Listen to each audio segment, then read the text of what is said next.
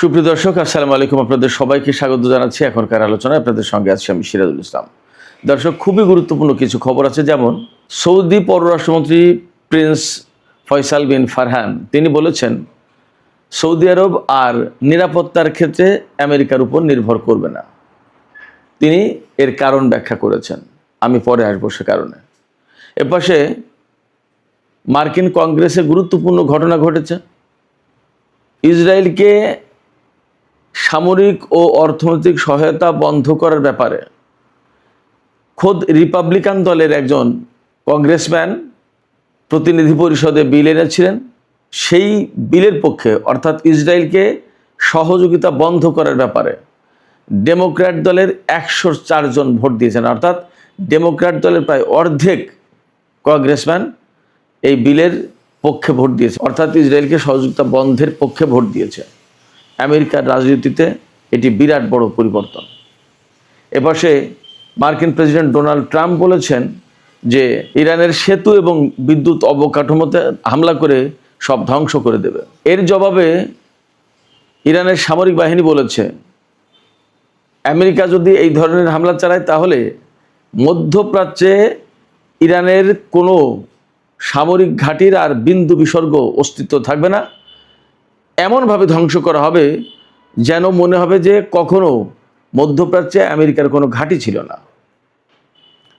প্রশ্ন আসছে, ইরান কি দিয়ে এই কাজ করবে? এরই একটা জবাব আমি কিছুক্ষণ আগে পেলাম। ইরান নাকি বিশাল সাইজের ক্লাস্টার বোমা ব্যবহার করতে যাচ্ছে, যা ব্যবহার করলে একটা বোমা বিরাট এরিয়া একদম কমপ্লিটলি ধ্বংস করে দিতে সক্ষম। একটা বোমার ভিতরে অন্তত 500 থেকে 600 ছোট বোমা থাকে। ইরান তাই ব্যবহার করতে যাচ্ছে এবং ইরানের যুদ্ধের নীতিতেও পরিবর্তন আসতে যাচ্ছে। সুপ্রিয় দর্শক, এখনকার ভিডিওতে আমি এই সব বিষয় নিয়ে আলোচনা করব। এর সাথে আর একটা বিষয় থাকবে। মার্কিন ভাইস প্রেসিডেন্ট জেডি ভ্যান্স বলেছেন ইসরায়েলের কিছু লোক আমেরিকার ভিতরে এই প্রচারণা চালিয়েছিল যেন আমেরিকা ইরানের সাথে চুক্তি না করে, যুদ্ধ চালিয়ে যায়। জেডি ভ্যান্সের এই বক্তব্য কিন্তু খুবই গুরুত্বপূর্ণ মার্কিন এবং ইসরায়েল সম্পর্কের ব্যাপারে, বিশেষ করে যখন রিপাবলিকান দল ক্ষমতায়, যারা ইহুদিদের পক্ষে বিশেষভাবে দরদি বলে মনে করা হয়, তাদের পক্ষ থেকে এই বক্তব্য এটা অত্যন্ত গুরুত্বপূর্ণ। কেন গুরুত্বপূর্ণ আমি আশা করি শেষ দিকে বিশ্লেষণ করব। তো দর্শক, চলুন আমরা বিস্তারিত আলোচনায় চলে যাই। আশা করি এই আলোচনা ভালো লাগবে। আর যদি ভালো লাগে তাহলে আপনারা সবাই লাইক, কমেন্ট, শেয়ার করবেন।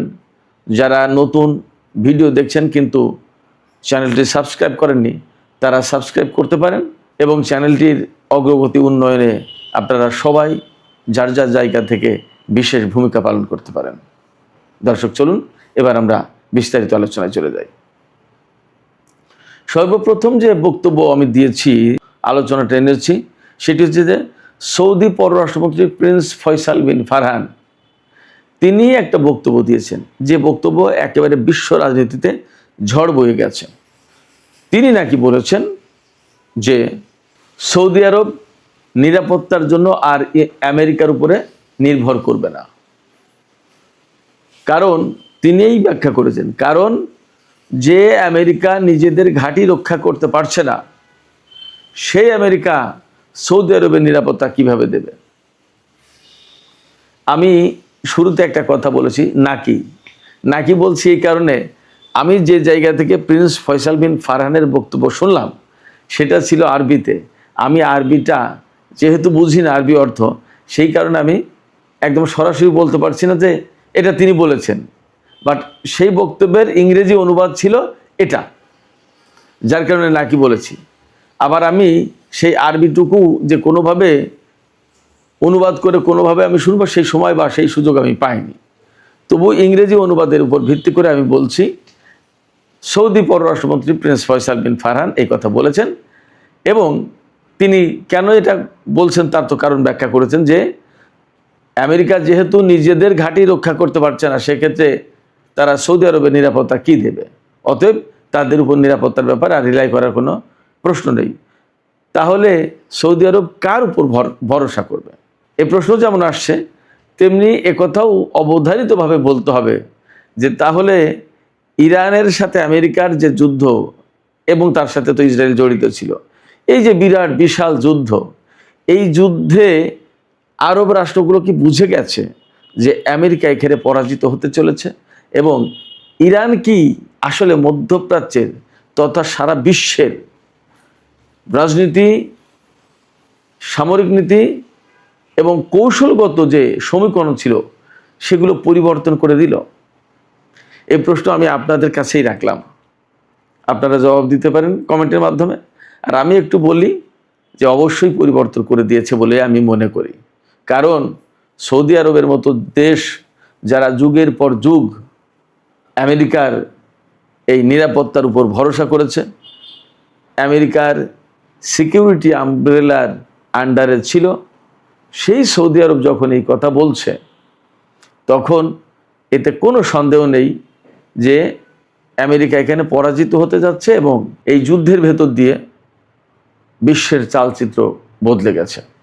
এখন এখানে প্রথম যে প্রশ্ন রেখেছিলাম যে আমেরিকার নিরাপত্তার উপর যদি সৌদি আরব ভরসা না করে, তাহলে কার নিরাপত্তার উপরে তারা ভরসা করবে, এবং কি করতে যাচ্ছে সৌদি আরব? তাহলে এখানে দুটো ব্যাপার আছে। একটা ব্যাপার হচ্ছে যে ইরান সরাসরি নিজস্ব প্রযুক্তি, নিজস্ব ক্যাপাসিটিতে আমেরিকাকে প্রধানত কোণঠাসা করে ফেলেছে, এতে কোনো সন্দেহ নেই। তবে ইরানের এই সামরিক প্রযুক্তি এবং কৌশলের সাথে রাশিয়া এবং চীনের একটা সম্পর্ক আছে, জড়িত থাকার প্রশ্ন আছে, এবং তাদের প্রযুক্তি এখানে যুক্ত আছে বলে মনে করা হয়। তাহলে সৌদি আরব কি ইরানের কাছ থেকে অস্ত্র কিনতে যাচ্ছে? রাশিয়ার কাছ থেকে, চীনের কাছ থেকে? আসলে কি করতে যাচ্ছে? এটা মোটামুটিভাবে ধরেই নেওয়া যায় যে রাশিয়া এবং চীনের কাছ থেকে সৌদি আরব অস্ত্র কিনবে, এবং সম্পর্কের প্যাটার্নটা কিন্তু সেই দিকে যাচ্ছে। ইরানের কাছ থেকে অস্ত্র কিনবে কিনা এটা এখনো নিশ্চিত নয়।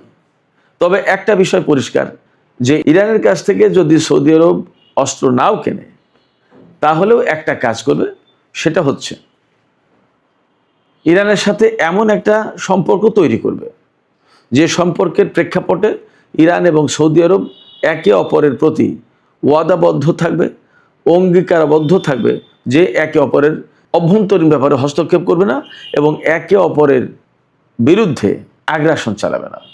যখন সৌদি আরবের সাথে ইরানের এই রকমের চুক্তি থাকবে, তখন সৌদি আরব এবং ইরান নিরাপত্তার সাথেই যথেষ্ট নিশ্চিতভাবে যুদ্ধবিগ্রহ ছাড়া বসবাস করতে পারবে।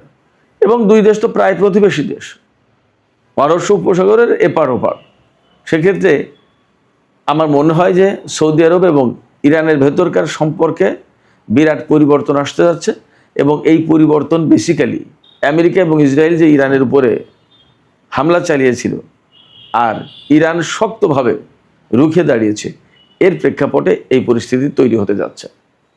এছাড়া আমরা আগেই যে সমস্ত আলোচনা করেছি তাও ঘটতে পারে। সেটা হচ্ছে পাকিস্তান, ইরান, তুরস্ক, সৌদি আরব, কাতার, এই সমস্ত দেশ সবাই মিলে একটা নিরাপত্তা বলয় গড়ে তুলতে পারে।